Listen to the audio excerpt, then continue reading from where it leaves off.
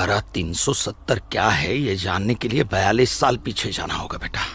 अंग्रेजों ने to nation theory के तहत हिंदुस्तान के दो टुकड़े कर दिए, एक हिंदुस्तान और पाकिस्तान।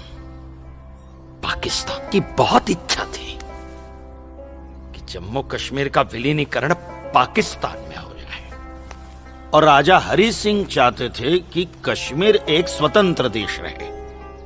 वो न हिंदुस्तान में विलीन होना चाहते थे न पाकिस्तान में। और तब पाकिस्तान ने खूनी खेल खेला। अक्टूबर 1947 में पठानी कबायलियों को जम्मू कश्मीर के खिलाफ उकसाया, कश्मीरी पंडितों का कत्लेआम करवाया। ऐसे हालात देखकर राजा हरि सिंह ने घबराकर नेहरू जी से कहा, कृपा करके आप कश्मीर को बचा लीजिए। मैं ऐसे हालात में चाहता हूं कि कश्मीर का विलीनीकरण भारत में ही हो जाए, सेना भेजिए। लेकिन जब तक भारतीय सेना कश्मीर पहुंची बहुत देर हो चुकी थी। न जाने कितने कश्मीरी पंडितों का कत्लेआम हो चुका था। कश्मीर का 1/3 हिस्सा पठानी कबायलियों ने अपने कब्जे में कर लिया था। लेकिन अपनी इस नीच हरकत के बाद भी पाकिस्तान बाज नहीं आया। पठानी कबायलियों और भारतीय सेना के बीच युद्ध जारी रखा पाकिस्तान ने। संयुक्त राष्ट्र सुरक्षा परिषद के 3 सदस्य आयोग की रिपोर्ट पर 13 अगस्त 1948 को पठानी कबायलियों और भारतीय सेना के बीच युद्ध विराम घोषित हुआ, और यह तय किया गया कि कश्मीर समस्या का हल जनमत के आधार पर ही होगा। सितंबर 1951 में मताधिकार के बाद एक बार फिर जम्मू कश्मीर के भारत में विलय की पुष्टि की गई, मगर इसी दौरान शेख अब्दुल्ला ने अपने हाथों से धारा 370 का ड्राफ्ट तैयार किया और नेहरू जी को सौंपा।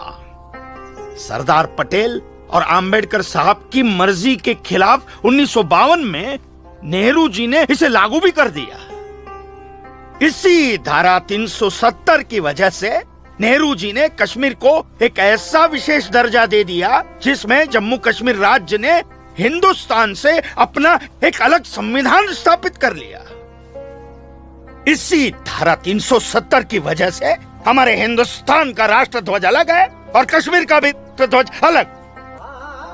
इसी धारा 370 की वजह से कश्मीर की कोई भी महिला यदि भारत के किसी भी अन्य राज्य के नागरिक के साथ शादी करती है तो उस महिला की नागरिकता समाप्त हो जाती है। लेकिन यदि वो महिला अगर किसी पाकिस्तानी नागरिक के साथ शादी करती है तो पाकिस्तानी नागरिक कश्मीर का नागरिक हो जाता है, हिंदुस्तान का नागरिक हो जाता है। इसी धारा 370 की वजह से भारत के किसी भी अन्य राज्य का नागरिक जम्मू कश्मीर में जमीन खरीद नहीं सकता, व्यापार नहीं कर सकता।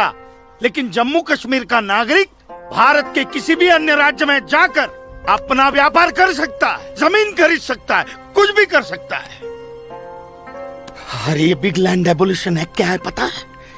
यदि जम्मू कश्मीर का कोई भी मुसलमान जमीन ठेके पर लेकर खेती करता है तो कश्मीर की सरकार उस हिंदू को बिना मुआवजा दिए वो जमीन जबरन उस मुसलमान को दे सकती है। ये है बिग लैंड एबोलिशन एक्ट, ये है धारा 370-35 से, और इसी का नतीजा है ये गिरधारी जी का फैसला।